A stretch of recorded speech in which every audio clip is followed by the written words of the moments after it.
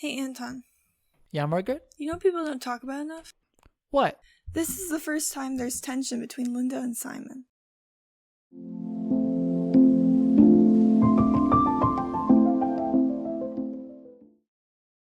Welcome to People Don't Talk About Young Royals. I'm Margaret. My pronouns are they, them. And I'm Anton. My pronouns are he, they. And we're people here to discuss the show our friends are sick of hearing us talk about. Margaret, what are we talking about today? Today we'll be continuing our discussion of episode 4 of season 1, focusing again on all the relationships that are not Wilhelm and Simon. Woohoo! In this discussion, we won't be summarizing the plot of the episode because we already did that. If you need a refresher, head back 4 episodes in our feed to our most recent This Week at Hilarska for a full breakdown. This episode discussion will likely be all over the place, so strap in. You have been warned. I think it's going to be 5 episodes now, though. Yeah, well, I usually do it by, PSA for the listeners, do it by the number of the episode, not the, literal... Gotcha. Involves some math, but, that means, that just means that, bonus episodes don't count. So it's, and extra, and multi-part episodes all count as one episode. Valid. Quick PSA. So yeah, we finished off last time talking about the last relationship that we have to talk about with Wilhelm in this episode. Mm-hmm. We left off talking about Wilhelm and Felice, which was a nice, pleasant end to it. Yeah. That means we start off talking about Felice's relationships, starting with Felice and Maddie. Yeah. Do you have any thoughts before I say my piece? I mean, or am I kind of speaking thoughts for the both of us? I think you're speaking thoughts for the both of us, but I think I would be remiss if I didn't mention how much I love Maddie in this episode. I love her a lot, but I'm also a little, unjustifiably, I will say that off the bat, unjustifiably a little mad at her. Just because my very first note is, Maddie, speak your mind, girl. Mm-hmm. Seriously, Felice needs a reality check, and I wish she got one before she was in too deep. To be fair to Maddie, though, yeah, did anybody know until she was in far too deep? I know, but it's where was Maddie when Felice was crying over Wilhelm in their shared room? Probably still at the lunch thing. It was that was at night, though, I'm pretty sure. She was in the common room or something. That's fair, but I'm I just wanted her to be there so she could tell her roommate it was a terrible idea to go to August as her consolation prize. She probably had no idea Felice was going to do that because there were no signs leading up to that. There weren't at all, but I'm just Maddie, you've been talking about her being in love with Wilhelm since you met this girl. Uh-huh. Why won't you just say something? What was she going to say? Hey, don't sleep with his cousin? I know. There were no inklings that Felice was going to do that. Unjustifiably and unfair. I just want there to be a world where this didn't happen. Okay, yeah. But that's not Maddie's fault. I know. But it's just so messy. I don't think it had to be if Maddie actually said something. Which I know isn't fair. No, it's not, because there were no signs that Felice was going to go to August's room, because up until this moment, Felice has actively hated August. I'm not going to say I'm not going to say this is my hot take for the episode, because that would be ridiculous. But it's just I just wanted to voice these feelings, even if they're entirely irrational and unfair to Maddie. They're very unfair to Maddie, and I will make very sure unfair to Maddie. remind you. I know. Because it's a little bonkers, I'm not going to lie. I know. It's how I feel. This show is usually me trying to do academic analysis and you having feelings. This is me having feelings. Yeah. And normally I'd validate your feelings, but I'm not going to validate these ones. I'm sorry. That's very fair. I'm being problematic. But in my humble opinion, my last note is, in my humble opinion, dump him, while iconic, is a little too late. I wish she had said something sooner, but that's just not who she is as a person. It's not the relationship her and Felice have. It's ridiculous to say so, but I'm just Felice is not going to listen to that dump him, as iconic and as deserved as it is. It's just she's in too deep, Maddie. I don't know what you want from her at this point. she's in too deep, but she also, like, jumped in the deep end. She didn't wade through the shallow end. Right. Fair. Yeah. Like, I get that it caught Maddie by surprise, and she, like, is still probably trying to, like, play out, like, this is probably the first time she's actually seen Felice and August interact as a couple, other than just, like, them, like, kissing in the hallway. Mm-hmm. And I can respect waiting until, I can respect waiting until that moment to be like, no, dump him. Mm-hmm. Because what was the rationale going to be before that? He kissed you in the hallway, dump him? I think... Because she didn't see the problematicness until then. I think it is reasonable to make sure your friend has not had some sort of mental break. Be like, hey, so what happened to being in love with Wilhelm? Yeah, that's fair. But is that the relationship they have? Fair. But, like, Maddie's always, like, talked straight with Felice. I don't know. This is eminently unfair. I'm just talking about what ifs and just, like, really, like, I just hate Felice and August so much. Well, but, like, everybody does. I want to live in a world where it was preventable, but it's not. It's not. It had to happen. I know. But to take kind of almost a different tact entirely, Felice and Sarah. Yeah. Forgiveness, reconciliation. Yeah. Like, well, they might not be, like I said, well, they might not be 100% again. They definitely miss each other while they were apart. Yeah. Sarah needs Felice as legitimately her only friend, but I think Felice also needs Sarah's honesty. Mm-hmm. If like, not even Maddie is going to feel comfortably, like, setting her straight about August, like, ultimately the person who is most likely to give her a reality check is the person who's been the most honest with her. Yeah. I would agree. Like, Sarah wouldn't really factor in, oh, is this, like, the right thing to say? Because if she felt it was the honest thing she's feeling in the moment that she should say, she's going to say it. Right. Yeah. I do agree.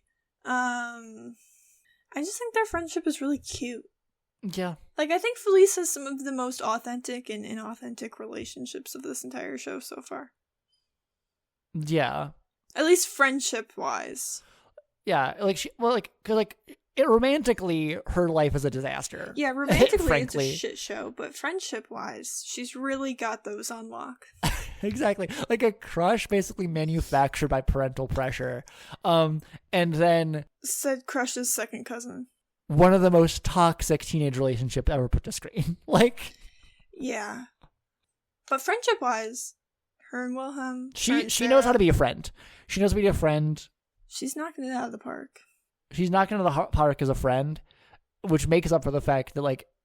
Honestly, she's from what we've seen from August, she's a pretty good girlfriend. She's too good of a girlfriend for him. That's true. Yeah, I'm only saying it's a bad relationship because of him, really. Right, exactly. Like, she is incredibly understanding to a fault. Yeah. Like, I think I mentioned this at the end of last episode. Like, she is amazing to the point where this is unfair, and I don't mean it the way I'm saying it. I just can't think of another way to phrase it. Mm-hmm. She sort of lets August walk all over her a little bit. She fights back. She talks back, but, like, I don't know. Like, I guess she talks back until she reaches a point, and then she's like, whatever.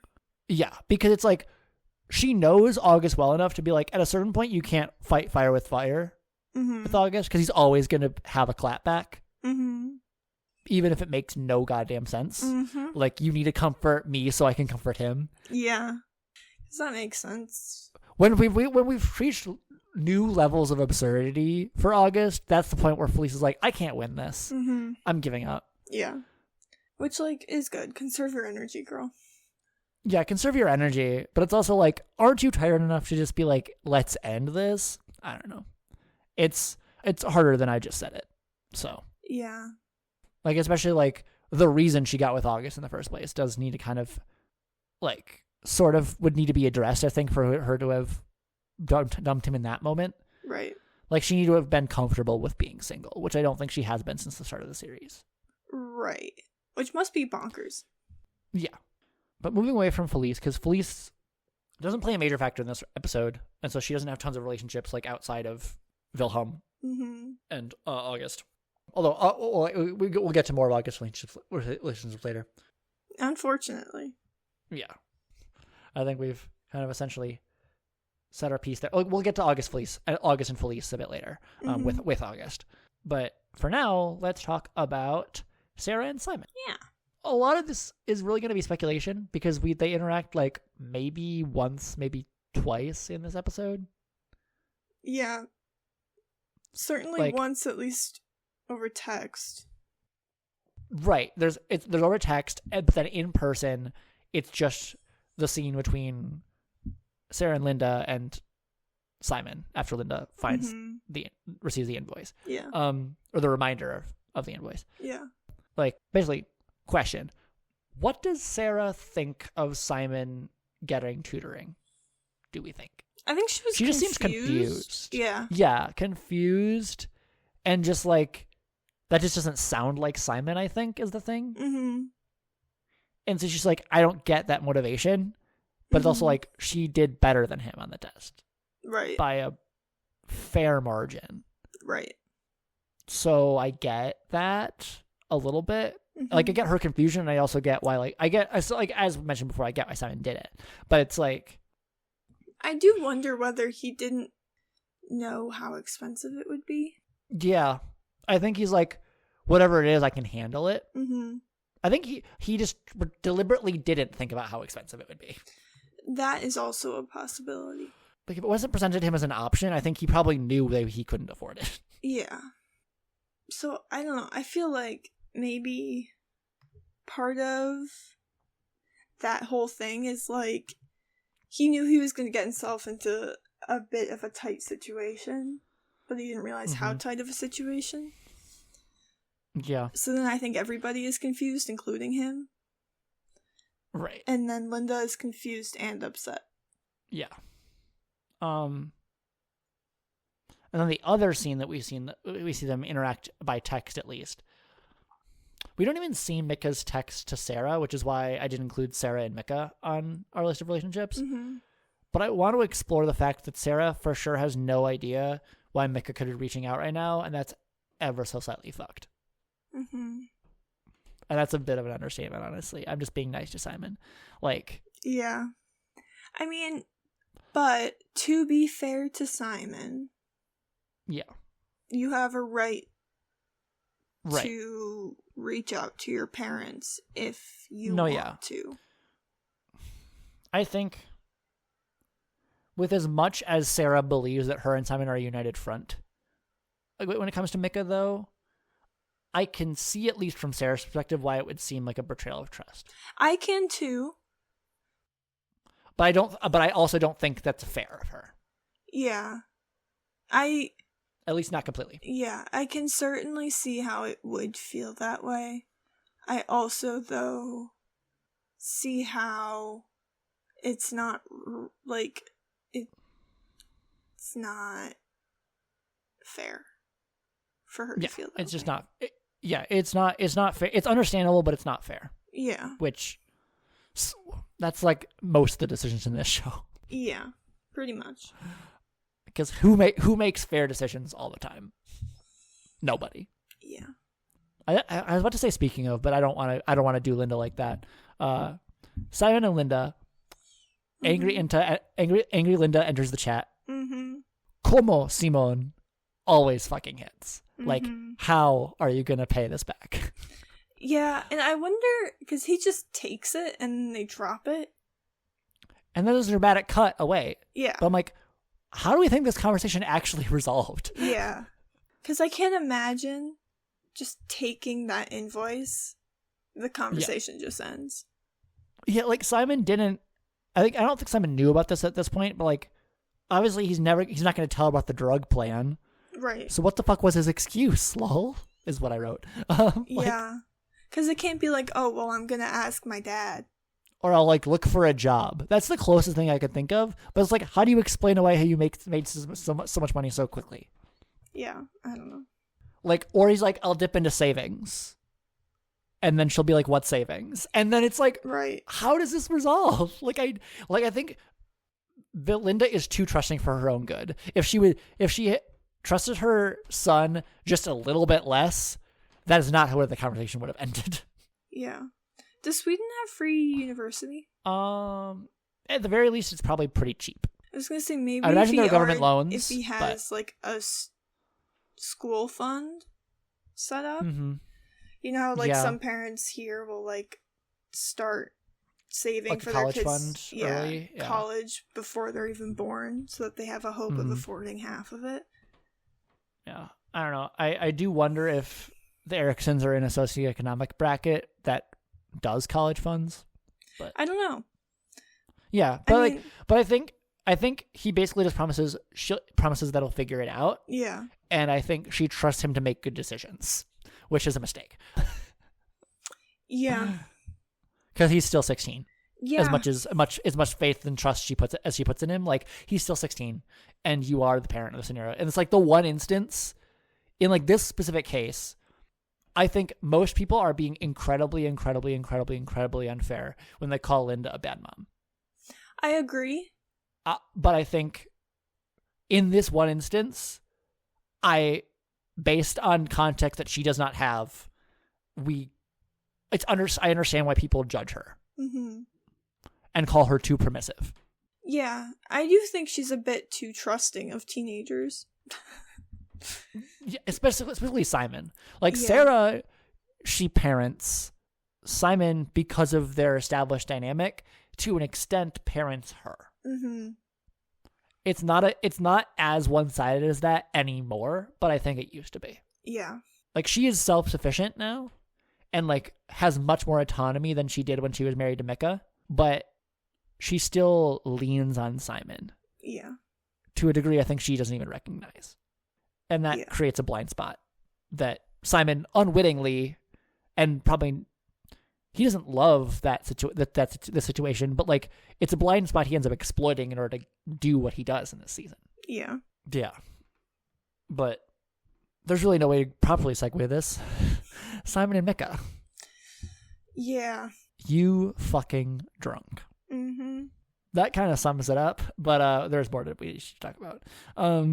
Yeah. I was realizing typing these notes that Simon went over to Micah's house for Sarah because Micah messaged him, but I wonder if in the back of his mind the drugs were part of a potential plan. It's interesting because Simon has such a moral code. Yeah, but to a point. Yeah, because like it's an impulsive decision, but also in line with the crimes he has already committed. Like selling his dad's drugs to August and turning August into a dealer of his dad's drugs is like to a degree. They're like they're related activities, and one kind of follows from the other. I mean, they're pretty much the same. Yeah, it's just a matter of who is actually ultimately going to get the drugs. Yeah. But at the same time, it also feels like a serious leap, like in some way. I think to me it feels like the most serious leap if you're going from like pilot to now. Like that's a serious leap. But in terms of episode 2 to now, yeah, I'm kind of like, meh. This feels like a progression. It's of a piece. It's a progression. It is more extreme, but it's like we were on this path already. And so it's like if he is thinking of a way to pay off his tutoring and he's back in his dad's apartment, like the last time he was here, he stole his drugs for August. August still hasn't paid him back.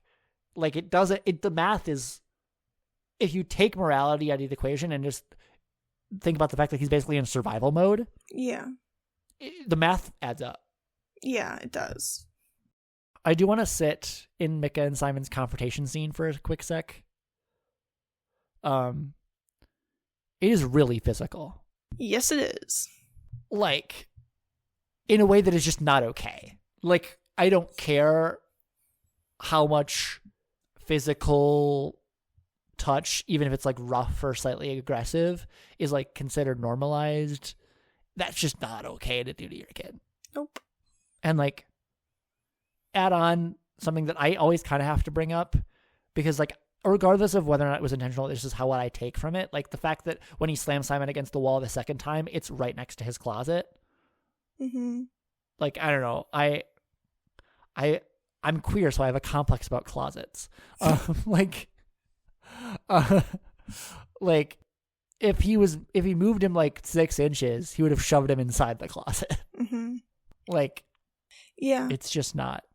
It just that always just hits in a really queasy way for me. Like it. Yeah. Like it gives me a pit in my stomach. Yeah, that's fair. For me, what hits the most about that scene is not necessarily what plays out in that scene, but how you see its ramifications later. So Micah is like, I don't even know what you would call it. He's like patting at Simon's face to like look at his eyes, I think, to see if he's like at the I think pupils. he's trying to see if Simon's bloodshot. Or see dilated, if he's bloodshot, dilated, constricted, whatever drug it was, has a given effect on the eyeballs.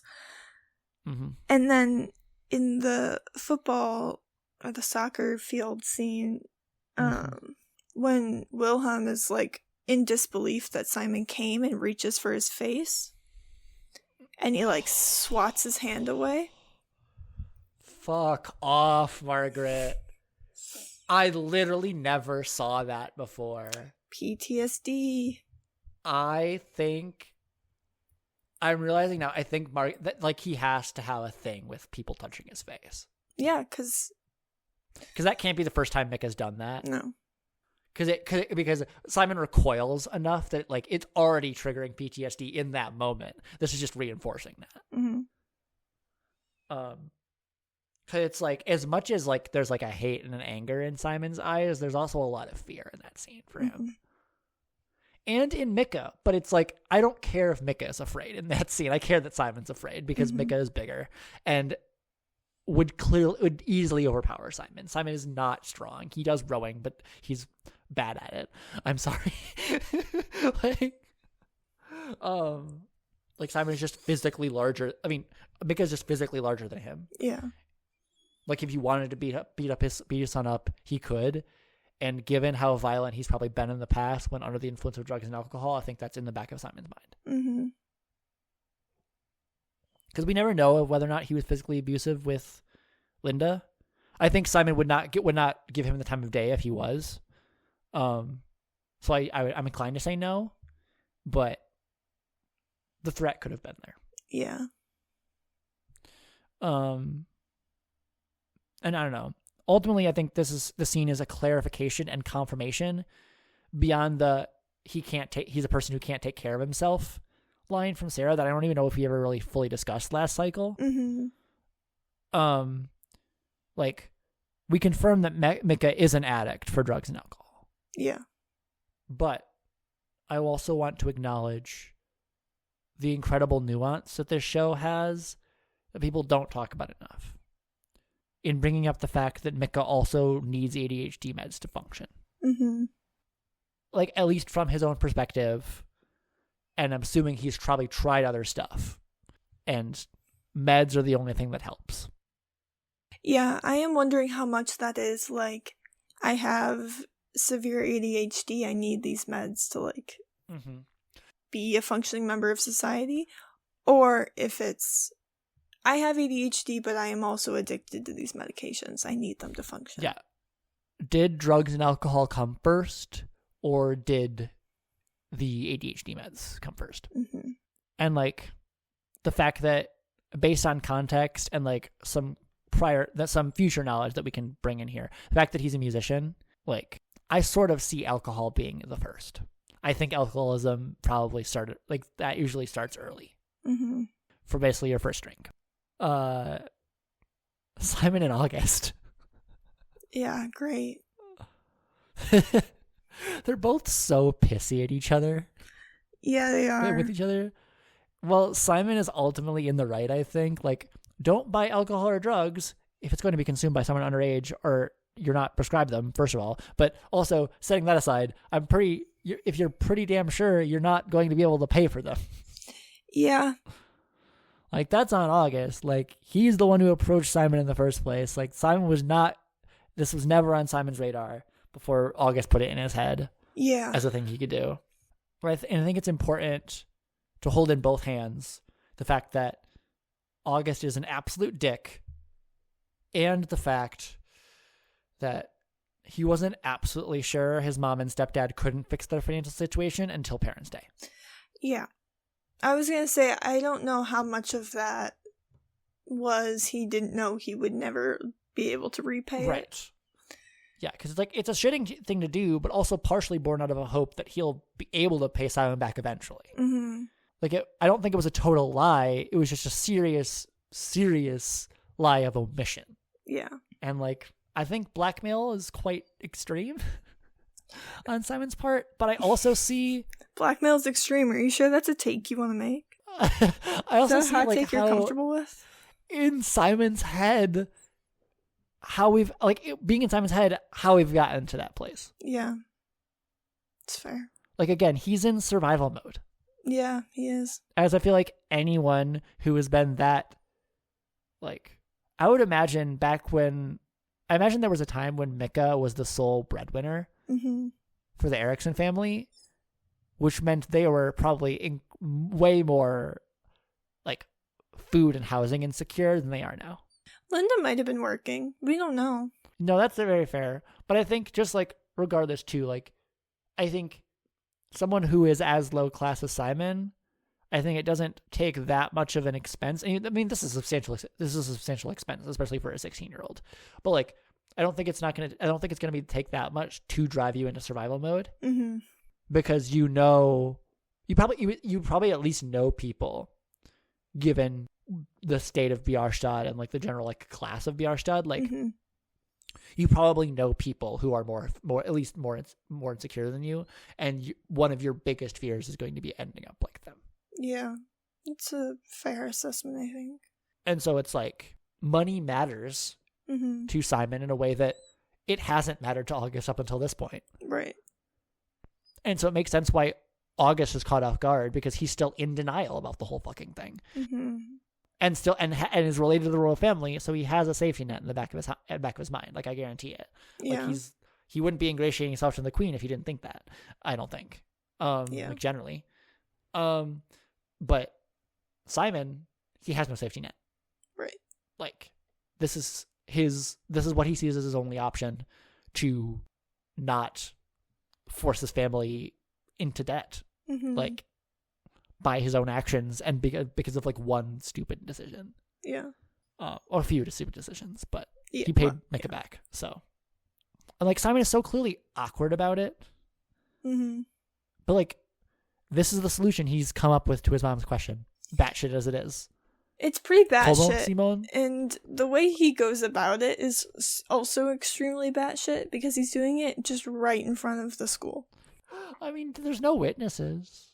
Except for those two people who walk past.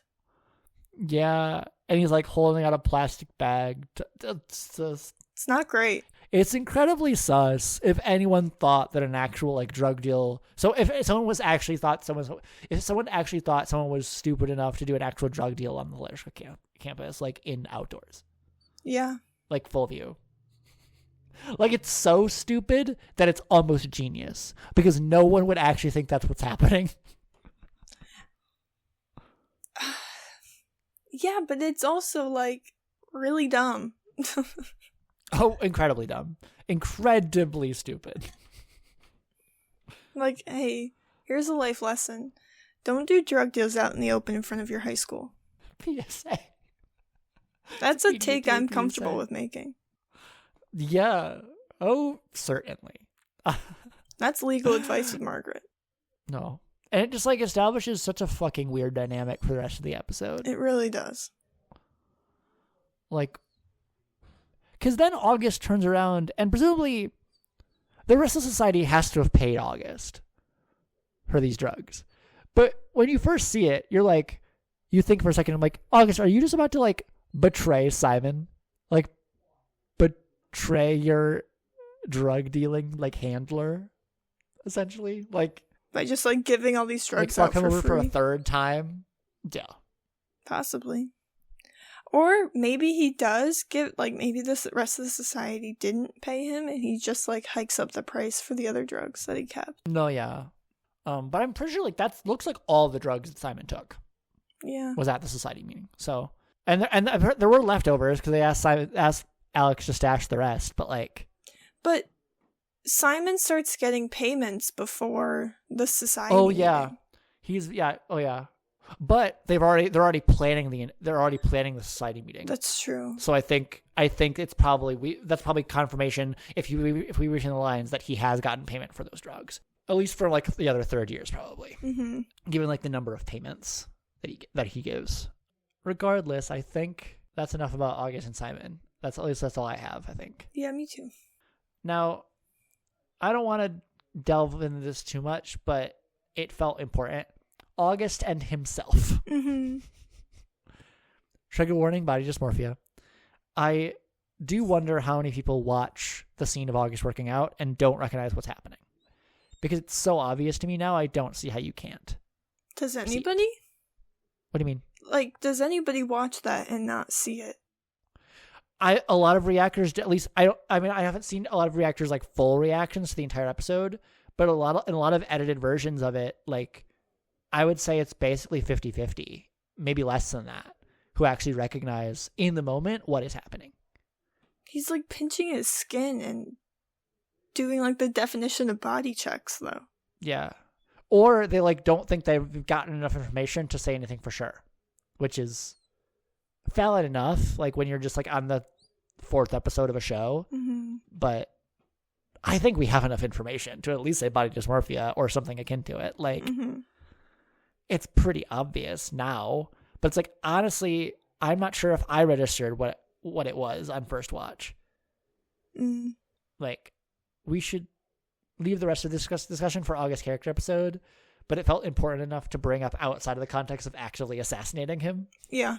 Because like this is too big of a thing to just put as a caveat to we hate him, but like yeah, it's genuinely tragic. It is, and I wanted to acknowledge that. Yes, in a context that is not doesn't involve judgment. August and his friends. This episode reveals to me a key difference between Vincent and Nils. I mean, to the audience as a whole, like. Vincent is old money nobility like August. Yep. Well, Nils is nouveau riche. And like, Nils doesn't feel like the odd one out until the society rears its head. Yep. Like, Nils, quick note, we have been corrected. Nisse is Nils's nickname, not his full name. Thanks, Swedish listeners. Thanks for good looking out. But Nils isn't privy to society discussions. And then when intoxicated, Vincent can get seriously bitchy when his friend isn't in the room. Like, August doesn't valiantly defend their friend, but like he does a better job than Vincent, who, like a fucking mean girl, can't help but revel in saying like, and Nils owns shit when they're talking about like the land that everyone owns. Yeah. Like, I still find it so funny that the subtitles say, and Nils owns diddly squat. Do they really? Yes. At least one version of the subtitles, they say, and Nils owns diddly squat. I think it's because I've been watching the wrong version. I want mine to say diddly squat. That's fucking hilarious. I think it's because it's in the usual context of like how in a lot of European countries like swearing happens more frequently and to like less severity than it does here. I think certain English speakers might see and Nils owns shit and think it's more severe than it means it because it's a little playful, but it's still what he's literally saying is and Nils owns shit. God, I wish. Damn. Yeah. My subtitles don't say diddly squat.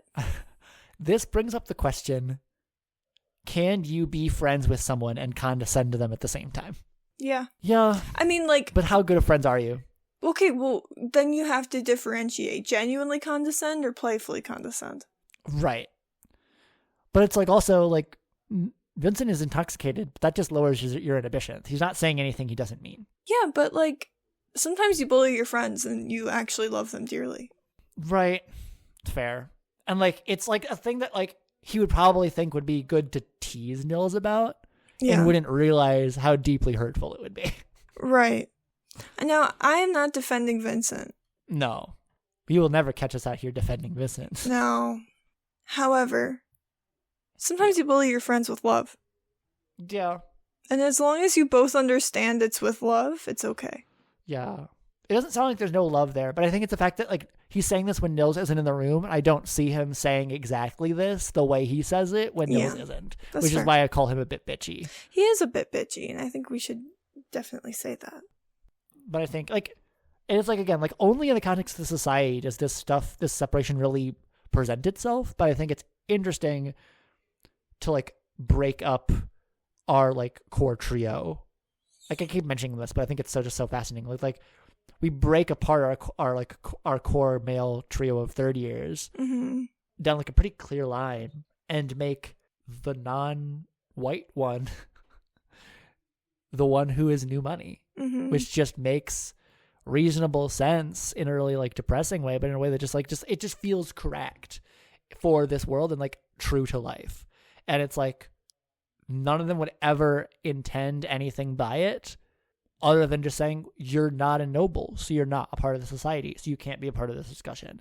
Like, they would be really practical about it like that, but that's not what Nils is going to take away from that emotionally. Yeah, they would say it in a very matter of fact, like, obviously this is true, not... Yeah. Potentially not clocking the fact that it's an incredibly harmful thing to suggest. Yeah. And Nils kind of has to take it because, like, the way he survives in this society as someone who's nouveau riche is going along with the flow and just following the rules of the nobility. Yeah. August and Felice. Do we have to? We do. Toxic as fuck from the jump. Yeah, I wrote probably one of the most jealous relationships ever. Yeah. This sex scene is so uncomfy even as an owl person. Why do you always bring this up? We don't have to. Granted, it is straight sex, but I'm bi, so I don't have the sort of complex around it that, no shade, some gay men have. But, like, I feel like you were shading me there. I'm specifically shading, like, gay men who, like, are clearly, like, very uncomfortable around straight sex. Well, straight people are icky. I'm less familiar with it, so it gets a bit awkward because I don't like speaking on things I'm not that informed about. However, something I do feel informed about as a person who, for the bulk of my sexual education, has valued consent above all else, not knowing that it's a central tenet of, like, queer sexual philosophy is consent is key. I wouldn't call... Should be all philosophy, but that's a conversation for a different day. Right, yeah. I wouldn't call the scene between August and Felice assault. But I would say that the lack of enthusiasm on Felice's part makes it clearly one-sided. And this is unfortunately the norm in a lot of straight relationships. But seeing it between two teens, like, interestingly enough, just, like, fucking bums me out as much as it angers me.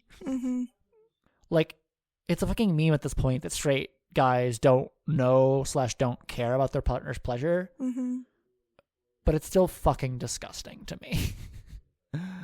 And then I wrote this in all caps. I was clearly getting very heated, and I'm still very heated, but, like, I can step back for a second and be like, this is a bit much, but, like, I stand by this. In all caps, moving her fucking hand, Jesus fucking Christ, get a hold of yourself and wake the fuck up. Yeah. And I was like, God, sorry, this got heated. I'm really passionate about this stuff. Like, it's ridiculous. Sorry, listeners. We cut briefly after what you just heard because there was some background noise. Maybe I'll move further away from the door and see if that will prevent the sound from being picked up at all on my mic. All right. Okay, never done this before. Sorry if I sound dramatically different. All right. August and Sarah. I didn't plan on ending with this. It just happened this way because I realized ending with August made the most sense just logistically. But basically, we get one scene with them, but it's a rich text. Yeah. Like, August lashes out in jealousy at Felice through Sarah. He uses Sarah, but Sarah has no idea. And, like, I don't think Sarah or anyone without our context could conceptualize that kiss was only about her and that she is Felice's friend. Yeah. Like, he says, like, has anyone ever told you how pretty you are or whatever, and then kisses her, And it's like, yeah, that's a lot of whiplash, but it's like Sarah is not really usually one to read ulterior motives into what people are saying. Mm-hmm. She kind of usually, I think, goes through the world kind of assuming that everyone is as honest as she is. Yeah. Until they lose her trust. Mm-hmm. I don't know.